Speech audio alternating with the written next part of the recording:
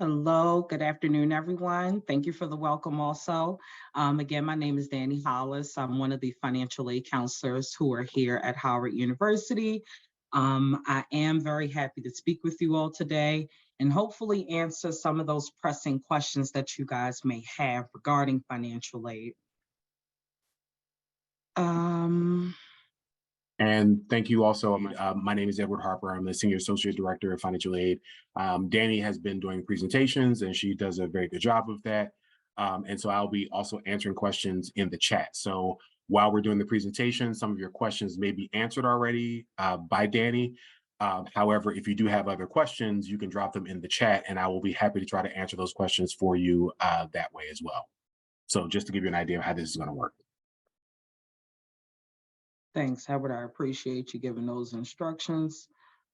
Forgive me, the presentation isn't, I'm seeing all the squares for all the individual participants on my end, but I'm hoping that you guys can actually see the presentation as it is. The very first slide is just providing you all with our contact information.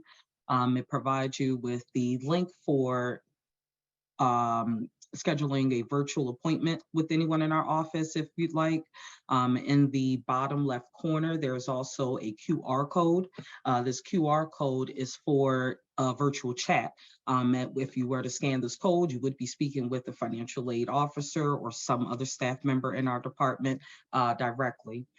You can also reach us via email at finaid@howard.edu, and then our telephone number as well as mailing address is listed just below. All right, you all will also have the opportunity to capture that information at the end of the presentation if you missed it on the first slide. But again, thank you for being here with us today. Today, we do hope to discuss some information regarding FAFSA, what makes the difference between a dependent versus independent student. We'd also like to give you the information regarding EFC and need, federal loans, what the SAP stand for, going over cost of attendance and what types of financial aid students are eligible to receive, also diving a little bit into federal loans, as well as how to navigate enrollment management. All right, and to start us off, we're going to discuss a little on FAFSA. FAFSA is your federal application for financial student aid. This application should be submitted every academic year for 23-24. Those are your students who will be starting with us fall of 23. The application became available on October 1st. If you have not yet submitted your 23-24 FAFSA, there is still time to do so. Please take a look at the slide and notice Howard University's school code, which is 001448. Please make sure that you include the school code on your FAFSA application to ensure it's sent to us. 2025 FAFSA, my understanding is that Department of Education will be changing the timing of availability for the application. So for that academic year, you can expect that December 1st is when you could begin submitting your FAFSA. I'm sorry about that. Lastly, the last bullet on that slide, just regarding Inceptia, please make sure that once you submitted your FAFSA that you do check your student aid report. It may give information regarding notifications from Inceptia to complete the verification process. In most cases, they will notify you to a personal email, so please check your inbox or your spam folders to see if you have any notifications from, again, Inceptia.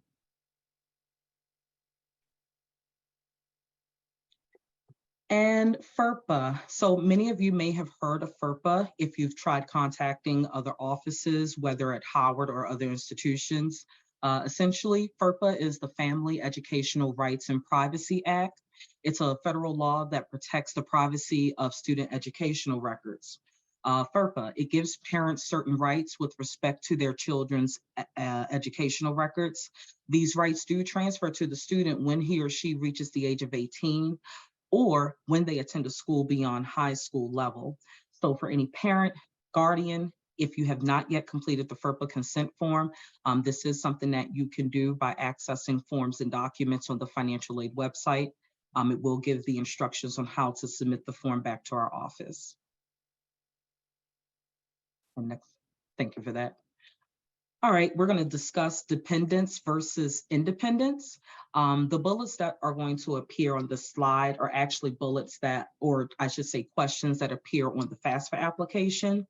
If you're able to select yes to any of these bullet items, it will classify you as an independent student. Now, for the very last three bullets, which are in regards to legal guardianship, emancipated minor, orphan, ward of the court, and then lastly, unaccompanied homeless youth, these will require additional documentation to provide proof of your circumstances.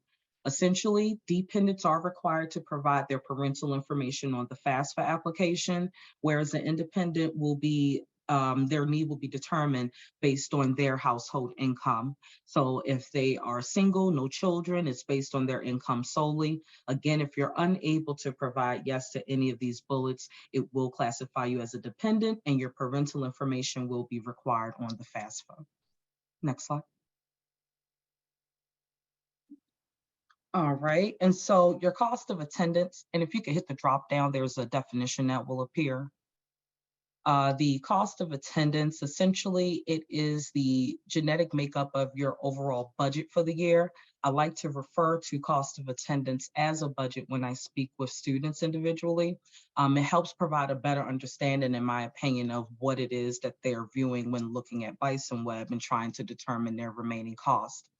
You will notice that there are direct versus indirect costs. The purpose of these expenses being separated is because of the direct costs being billed to you versus indirect costs not so much being billed to you. With that said, when you all receive your first billing statements for fall, you will see any tuition and fees based on your registration billed to you. If your housing and your meal plan has been finalized and you'll be staying on campus, you will also see billing charges for those two expenses as well. Essentially, these again are the things that will be directly billed to you on your ePay. Items that are listed under the indirect costs, these indirect cost items are not expected to be billed to you. You'll notice even that one of the items on the expense for indirect costs is personal. There's not a way that we can bill you for personal expenses naturally. But the purpose again of these line items is so that students have the ability to utilize financial aid to cover expenses like such, okay? And next slide. Another acronym that you all may have seen and may have questions about is the expected family contribution. After submitting your FAFSA, the Department of Education will utilize or take the information that you've entered onto your FAFSA and determine what your financial need is by way of this expected family contribution. It is a way that the Department of Education determines what need-based aid they can offer to you. This includes Pell Grant. It's also the way in which Howard will determine if any institutional need-based aid can be offered. One question that we often receive is how is a student's financial need, how is it calculated essentially, or how do we come up with their financial need? The very last bullet provides you a formula that is used. It is what is the cost of attendance minus your expected family contribution is what equals your financial need. In the example it provides, it says if you have an expected family contribution of 650 and you have a cost of attendance of 44,951, let me give disclaimer and make note that is not the expected cost of attendance for Howard for the upcoming year. This is just an example. But essentially, that cost of attendance minus that student's expected family contribution, it provides them with the remaining financial need of 44,301. So in theory, we are stating that this is the amount of need-based aid a student can receive. Need-based aid is any scholarship or grant offered. All right, next slide. Okay, we're going to get into the types of financial aid. Types of financial aid that students can receive will include scholarships, grants, loans, as well as work study. Scholarships and grants, institutionally, you may be offered a scholarship or grant, whether it's from admissions, from a department on campus, from athletics, or an organization that you may have joined. When it comes to loans, loans are going to be offered either by Department of Education or via an alternative lender. Department of Education will offer the student subsidized and unsubsidized loan. Parents and graduates have the option to borrow plus loans to fill in the cost of attendance as well. Grants, federal government also provides grants to students, Pell Grant being one of them, federal SEOG being another. Pell Grant is offered to students just based on the information provided to FAFSA. Federal SEOG is a first come, first serve award. It is based on having Pell eligibility, a zero EFC in particular, and furthermore, again, just funding availability. That segues into the last line item for types of financial aid, which is federal work study. Federal work study is also considered an award for first come, first serve. There is limited funding provided to the institution each academic year to award students. If you are not initially awarded federal work study with your award package, you can request to be waitlisted. Unfortunately, it's not a guarantee to be awarded if you're placed on the wait list, but if there are funds available to reallocate to students, we will utilize the wait list in order to award other students that are interested. In order to be added to the wait list, you can contact our office via email, or you can come in person to request to be added. All right, next slide. Okay, getting a little deeper into the types of loans that students can receive. For most incoming students, you will see the subsidized and or unsubsidized loan offer. The subsidized loan, well, we'll get into that into the next slide. The other loan offers that you may see will be the plus loan. Again, parents as well as graduates have the ability to apply for them. And then lastly, alternative loans. Plus loans and alternative loans, I will note they are credit-based loan applications. So for incoming students, you may not see the plus loan as an offer on your award package. However, if you notice that the amount of financial aid that you've been offered does not fill in your full cost of attendance and there is an unmet need still available, essentially this amount can be borrowed via the Parent Plus loan. Diving a little deeper into the difference between the subsidized and unsubsidized loan that incoming students will be offered. The subsidized loan does not accrue interest while the student is actively enrolled. You must be actively enrolled at least half time. Half time is considered being enrolled for 6 or more credit hours. The interest is paid for by the Department of Education during that time. Once your loan repayment begins, which is once your deferment period is over, you are going to begin accumulating interest on your subsidized loan. The unsubsidized loan, as soon as you receive a disbursement from it, you will begin to accumulate interest. That is primarily the difference between them. With the unsubsidized loan, no matter if you're enrolled half-time or if you are graduating, you will accumulate interest. The diagram to the right of the slide, it also provides you guys with your annual loan limits. Each academic year, there is a higher amount in the subsidized and or unsubsidized loan that a student can receive. It increases by grade level. You'll also notice through this diagram that there is an aggregate limit. In your lifetime, dependents as well as independent undergraduate students have a maximum loan amount that they're able to borrow. For a dependent undergraduate, that maximum is $31,000. For an independent undergraduate, that maximum is $57,500. All right, next slide. All right, and so how can you accept your loans or how can you accept your aid? Through your Bison web account, you have the ability to view your financial aid, see any outstanding requirements, and most importantly, accept any loan offers that you wish to take advantage of. As far as I'm concerned, terms and conditions may not be required for the upcoming 23-24 academic year. It should just be a tab for accept award once you've gone through your financial aid, award, and then award by aid year tab in your Bison web. You again can see your outstanding requirements through your Bison web account. As far as the Parent Plus loan is concerned, you do not have the ability to accept this loan in particular inside of Bison web. It goes back to it being a credit-based loan application.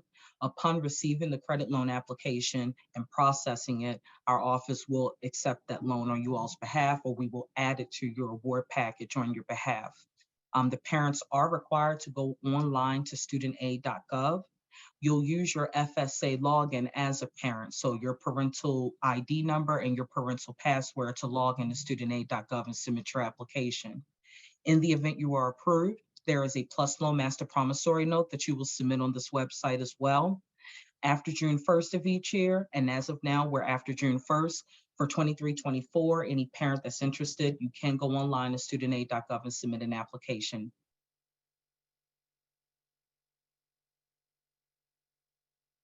Okay, and so our next topic is going to be SAP.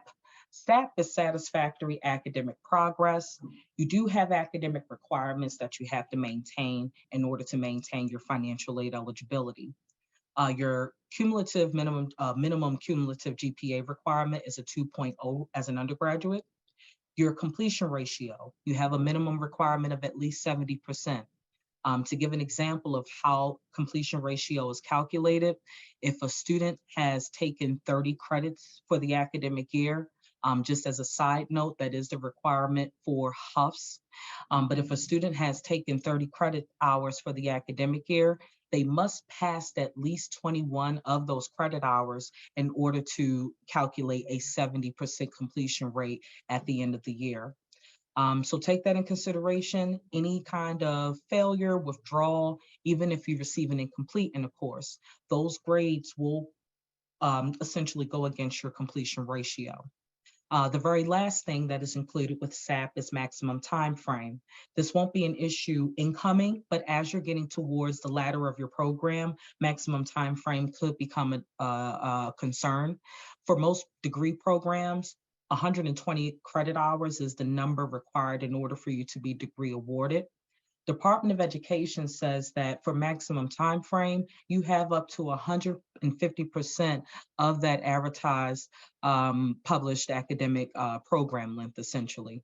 So if you have 120 credits for your degree program, as the example shows, it means that the Department of Education is willing to pay for up to 180 to 186 of those credit hours, I believe. You will know the requirement for your degree as you're going through advising and finding out what your degree requirements are. But again, it's something that won't be of concern until the latter of your program. Mostly make sure that you're maintaining the 2.0 GPA and 70% minimum completion rate. All right, and then lastly, we're going to discuss, again, effectively navigating Howard, particularly enrollment management and knowing what roles and tasks the financial aid versus our bursar's office are responsible for. So in the Office of Financial Aid, we are responsible for processing your FAFSAs, your ISFA applications. We do the authorization of aid, meaning we make sure that all requirements are met in order for your financial aid to be eligible for disbursement. We determine your eligibility. If Department of Education requires any additional requests or documentation or places any flags to your FAFSA for review, we will take care of those matters in order for your awarding to take place. We also process any loans, answer questions regarding your HUFs, so your HU scholarships, and just general inquiries about external or additional scholarship options. Our bursar's office, on the other hand, they are what's considered our billing department. So they will answer questions regarding your billing, your refunds. That is how you can set up your refund preference or how you will receive your refund, when you will receive your refund.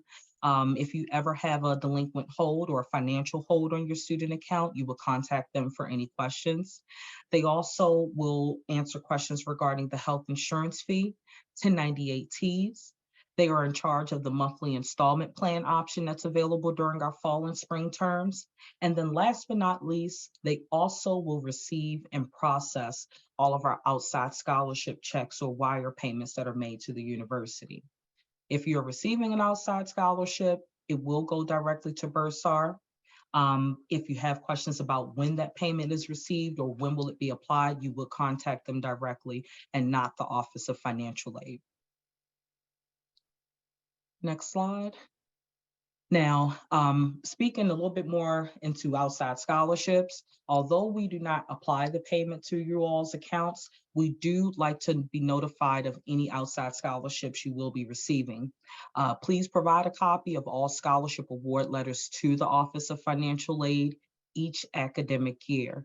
And this is so that your scholarships can be included with your financial aid award package. If your scholarship puts your total financial aid over your cost of attendance, you may need to pay some of your financial aid refund back. And this is only if we have to adjust awards. It goes back to some of my previous slides when we discussed your cost of attendance, also your financial need. Students are required to stay within those limits or within those budget amounts for the academic year. If we're not notified of an outside scholarship and you have awards already that have placed you at your cost of attendance, something will need to be reduced. In most cases, it is loans. We do tend to reduce loans in order to reduce loan debt. But for that matter, just be aware it's best that we are notified in advance so that way we can alleviate any stress around adjustments in the future. And that will wrap up the presentation from financial aid. As promised, though, here is again our contact information. Please feel free to reach us by email at finaid@howard.edu for any questions that you may have regarding your student account or any general inquiries that we may not be able to answer during today's orientation session. Again, phone number and mailing address for anything that needs to be sent in by mail. Thank you very, very much for attending with us today. I certainly wish you guys a great summer and can't wait to see you guys during the fall semester. I'm sure we'll see each and every one of you.